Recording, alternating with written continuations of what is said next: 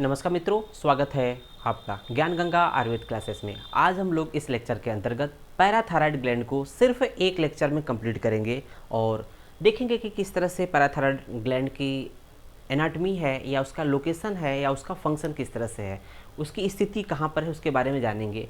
तो देखते हैं पैराथायराइड ग्लैंड। पैराथायराइड ग्लैंड जैसा कि नाम में थायराइड ग्लैंड से रिलेटेड है। इससे पहले हम लोगों ने थायराइड ग्लैंड के बारे में पढ़ा था और वहाँ पर देखा था कि जब थायराइड ग्लैंड का जब पोस्टीरियर बॉर्डर के अलांग बात कर रहे थे, पोस्टीरियर सरफेस के अलांग जब बात कर रहे थे, तो वहाँ पर कहीं ना कहीं पैराथायराइड ग्लैंड का भी नाम आया था। उसके जो रिलेशंस में हम लोग बात करते थे थायराइड ग्लैंड के, तो लोब के पोस्टीरियर जो एक तरह से पोस्टीरियर सरफेस था, उसके रिलेशन में हम लोगों ने पैराथायराइड ग्लैंड के बारे में भी देखा था। तो यहाँ देखते हैं कि पैराथायराइड ग्लैंड की जो संख्या होती है वो कितनी होती है। 2 पेयर्स पैराथायराइड ग्लैंड होता है, 2 पेयर्स होते हैं, अर्थात टोटल जो होते हैं 4 होते हैं। देखा जाए 2 pairs that is called superior and inferior of small endocrine gland. तो हम लोग देखेंगे कि 2 पेयर होते हैं, जिसमें एक पेयर जो होता है सुपीरियर पैराथायराइड ग्लैंड होता है, एक पेयर इन्फीरियर पैराथायराइड ग्लैंड होता है।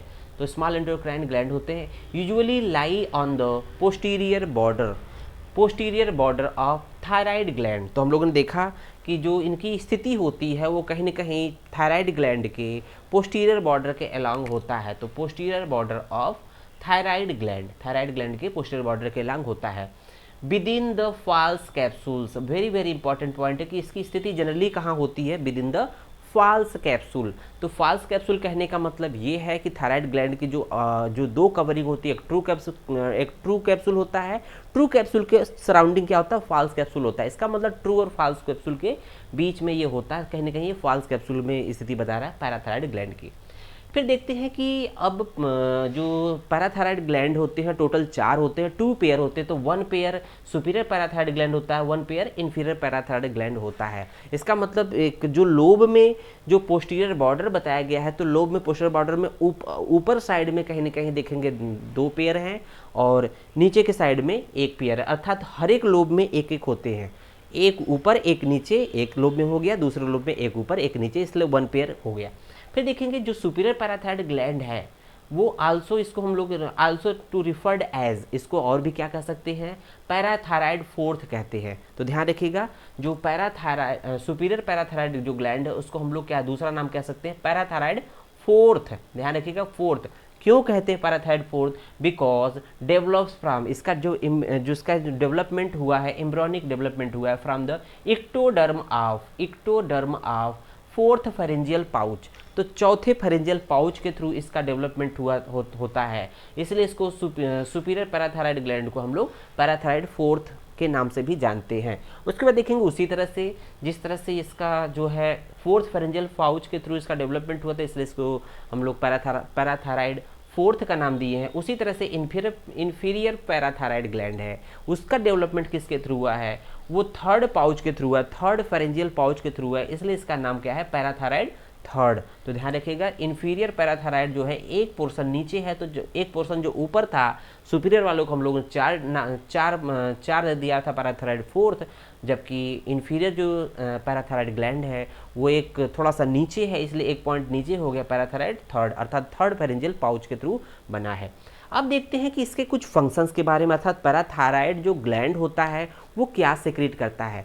हम लोगों ने देखा था कि थायराइड ग्लैंड का जो सिक्रेशन था, हार्मोन था, उसको हमने नाम दिया था थायरोकैल्सिटोनिन। थायरोकैल्सिटोनिन का काम क्या है, वो क्या करता है कि बोन के जो कैल्शियम और फास्फोरस को मेंटेन किए रहता है, बोन को मजबूती बनाए रखता है एक तरह से थायराइड ग्लैंड का कैल्सिटोनिन जो होते थायरोकैल्सिटोनिन। जबकि इसके जस्ट रिवर्स क्या है, यहाँ पर पैराथायराइड जो ग्लैंड्स होते हैं सिक्रीट हार्मोन पैराथार्मोन। कौन से हार्मोन है, पैराथार्मोन ही है। वहाँ थायरोकैल्सिटोनिन था, इसका नाम क्या है, पैराथायराइड ग्लैंड का पैराथार्मोन ग्लैंड हार्मोन सिक्रीट करता है, विच controls the metabolism of calcium and phosphorus.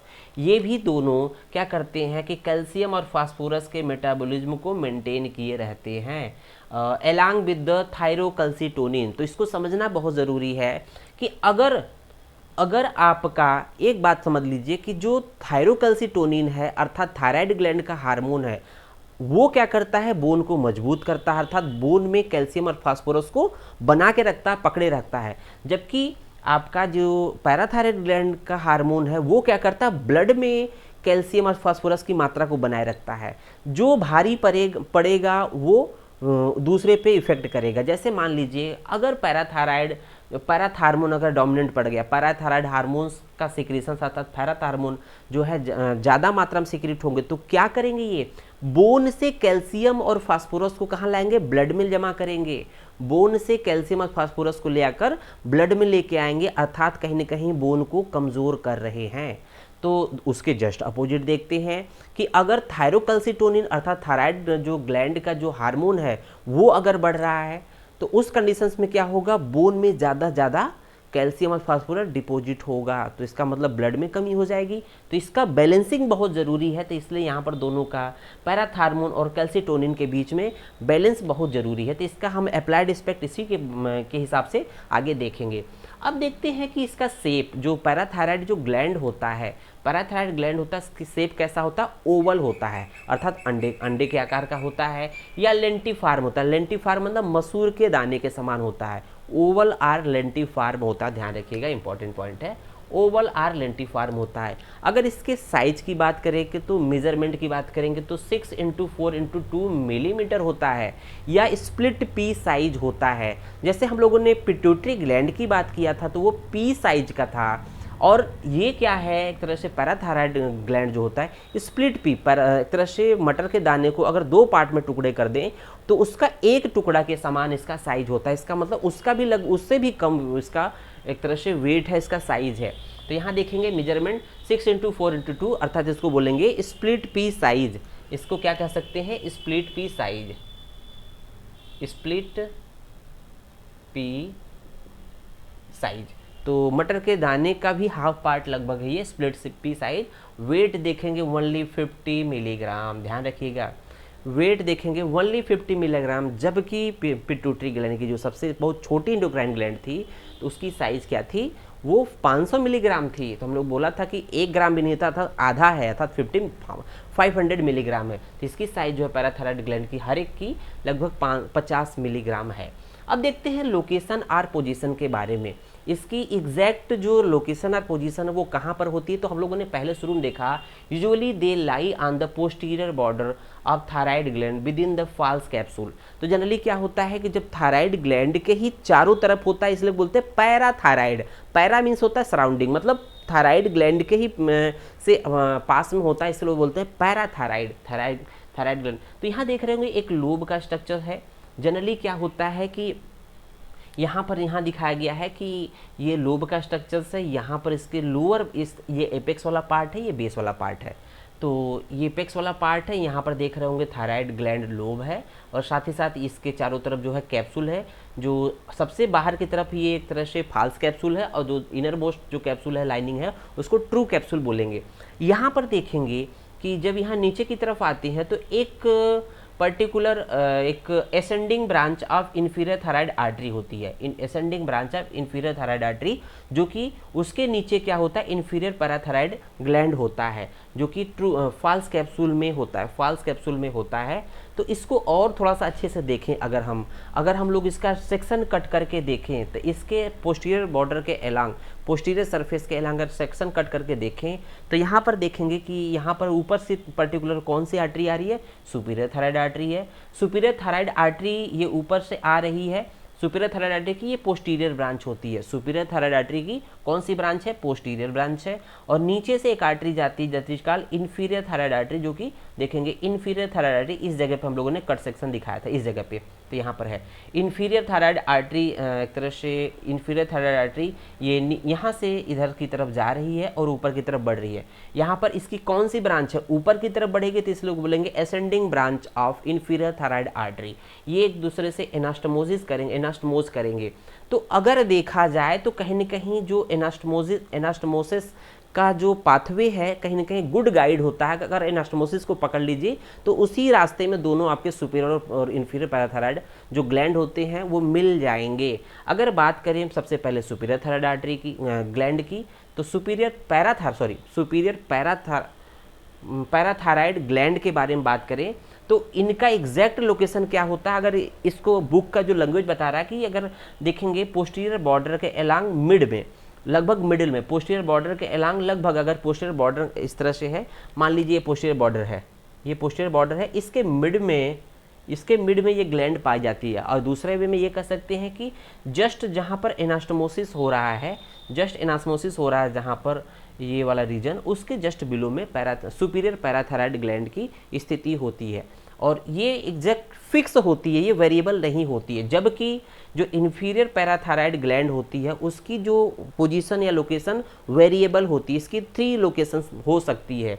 पहली लोकेशन तो ये एक तरह से जो थायराइड ग्लैंड है, थायराइड ग्लैंड के जो टिश्यू है उसमें पाया जाएगा, अर्थात ट्रू कैप्सूल्स के भी अंदर पाया जाएगा, पहली स्थिति है। लेकिन लोकेशन कहाँ होगा, इन्फीरियर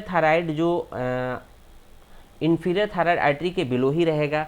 दूसरी स्थिति होगा कि ये ट्रू कैप्सूल और फॉल्स कैप्सूल के बीच में पाया जाएगा। तीसरी स्थिति क्या होगी कि इसके जस्ट बाहर भी हो सकता है। दूसरी स्थिति इन दोनों के बीच हो जाएगा, इन दोनों के बीच, इसी इन्फीरियर थायराइड आर्टरी के नीचे।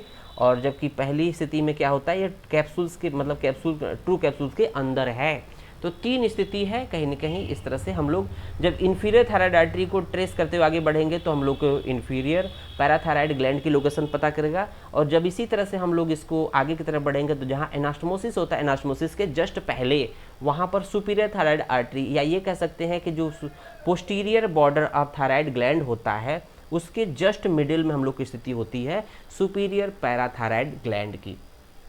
तो इस तरह से हम लोगों ने ये देखा। अब देखते हैं कि इसकी ब्लड सप्लाई हम लोग का इंपॉर्टेंट है। ब्लड सप्लाई के हिसाब से देखेंगे तो यहाँ blood supply inferior thyroid artery, तो यहाँ देख रहे होंगे कि यहाँ पर इसकी भी ब्लड सप्लाई देखेंगे। यहाँ पर जो इन्फीरियर पैराथायराइड ग्लैंड है उसकी सप्लाई कौन कर रहा है, इन्फीरियर थायराइड आर्टरी ही इसकी ब्रांचेज इसको देगा।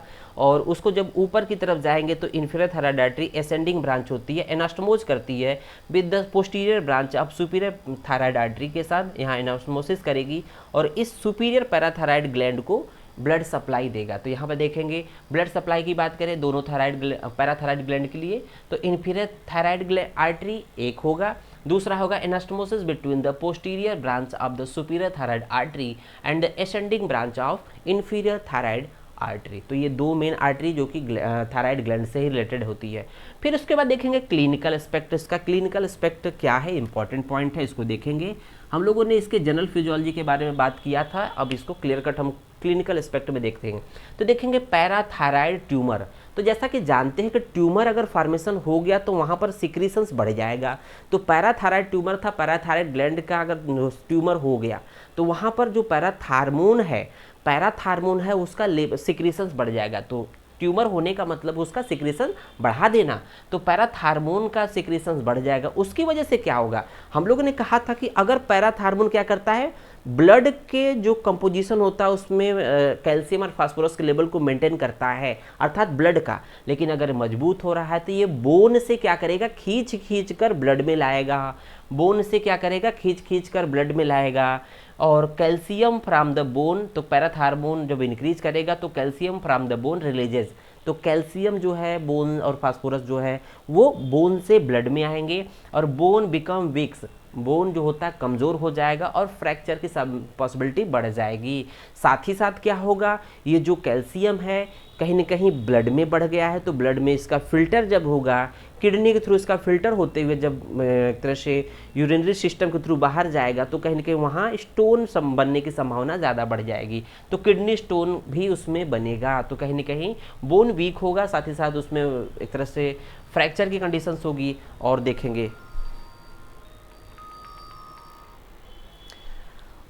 देखेंगे किडनी स्टोन की संभावना बनी रहेगी।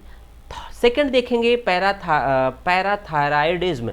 पैराथायराइडिज्म में क्या होता है, हाइपोपैराथायराइडिज्म। हाइपो का मतलब होता है कि जो तरह से पैराथायराइडिज्म, जो पैराथायराइड ग्लैंड है उसका सिक्रीशंस कम होना। तो कहने का मतलब कि थायराइडोक्टोमी ये कब होगा, हाइपोपैराथायराइडिज्म कब होगा, ये सिक्रीशंस कम कब होगा, जब कभी भी हम लोग थायरॉयडक्टॉमी अर्थात थायराइड ग्लैंड को रिमूव कर देते हैं, और उसके साथ साथ जब पैराथायराइड ग्लैंड भी रिमूव हो जाता है बॉडी से, तो उसमें क्या होता है कि उसकी वजह से शरीर में जो पैराथार्मोन की मात्रा कम हो जाएगी। पैराथार्मोन की मात्रा कम होने का मतलब ये है कि ब्लड में कैल्शियम और फास्फोरस का लेवल कम हो जाएगा बहुत ज़्यादा। तो उसकी वजह से क्या होगा, मस्कुलर स्पाज्म होगा, प्लस कन्वल्जन या टिटेनी हो जाएगा, उसको दौरे पड़ने लगेंगे, उसके हाथ पैर अकड़ने लगेंगे, ये स्थिति आ जाएगा हाइपोपैराथायरॉयडिज्म। इसलिए जब कभी भी एक तरह से थायराइड ग्लैंड को रिमूव करना पड़ता है तो पोस्टीरियर बॉर्डर या पोस्टीरियर सरफेस जो होता है उसको बचा कर ही हम इसको थायराइड ग्लैंड को रिमूव करते हैं, अर्थात पोस्टीरियर बॉर्डर या पोस्टीरियर लोब का जो पोस्टीरियर पार्ट होता है उसको नहीं हटाते, क्योंकि वहाँ पर पैराथायराइड ग्लैंड होते हैं। थर्ड देखेंगे इसका क्लिनिकल एस्पेक्ट क्या है, ट्रांसप्लांटेशन। मान लीजिए कि अगर गलती से अगर पैराथायराइड ग्लैंड थायराइड ग्लैंड के साथ निकल भी गया, तो उसका एक पॉसिबिलिटी ये है कि उसको अगर स्टर्नोक्लीडोमास्टोइड में अगर ट्रांसप्लांट कर दें, उस पर्टिकुलर पैराथायराइड ग्लैंड को अगर हम लोग स्टर्नोक्लीडोमास्टोइड जो मसल्स होती है, ये वाली मसल्स, जो ये मसल्स होती है देखेंगे, ये मसल्स होती है इस तरह से, इस मसल्स में अगर हम लोग इसको ट्रांसप्लांट कर दें, स्टर्नोक्लीडोमास्टोइड मसल्स में ट्रांसप्लांट कर दें, तो उसका जो नॉर्मल फंक्शनिंग होता रहता है और इसकी बॉडी की कमी नहीं होती है, और फंक्शन जो भी है मेंटेन रहता है। तो इस तरह से हम लोगों ने पैराथायराइड ग्लैंड और उसकी एनाटमी और उसका क्लिनिकल पार्ट, उसका लोकेशन, सिंपल उसका इंट्रोडक्शन हम लोगों ने पढ़ा। धन्यवाद।